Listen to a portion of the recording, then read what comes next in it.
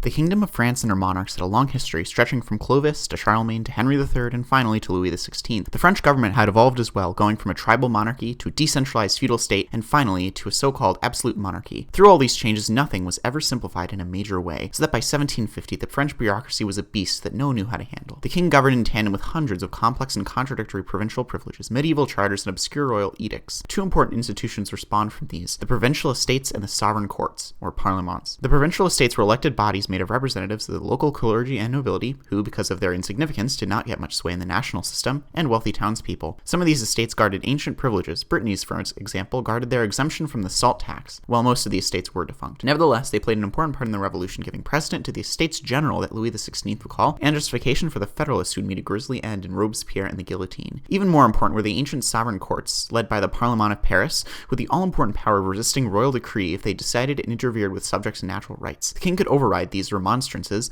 but only by going through a complicated ritual, a lit de justice, which would not fail to stir up agitation. The judges of these parlements, also called nobles of the robe, also held significant pride. They were the most prestigious part of the royal bureaucracy, save for the landed nobles and the royal family themselves. These courts would hinder Louis's attempts to save the country from financial ruin and push Enlightenment concepts on the French people, which, ironically, would lead to their destruction.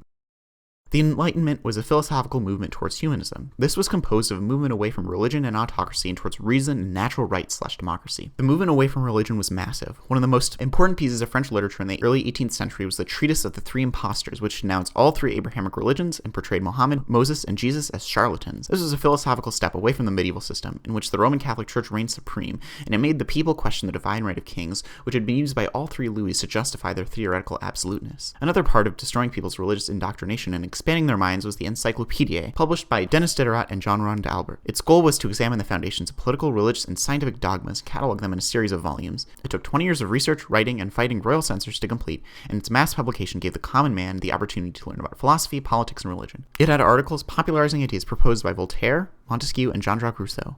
The effect of this volume is incalculable. It sparked debates and changing public opinions on topics which previously had not been doubted by the general public, topics such as absolutism, nationalism, capitalism, equality, racism, slavery, and feminism. This increased political consciousness gave rise to the idea of public opinion. The Encyclopedia was not the only thing shaping culture and public opinion. Theater was also changing. It was becoming more democratic and nationalistic. An important fictional figure emerged during this period that would play an important part in the Terror, Pere Duquesne, who was an unclouthed peasant afraid to give his social superiors what they deserved.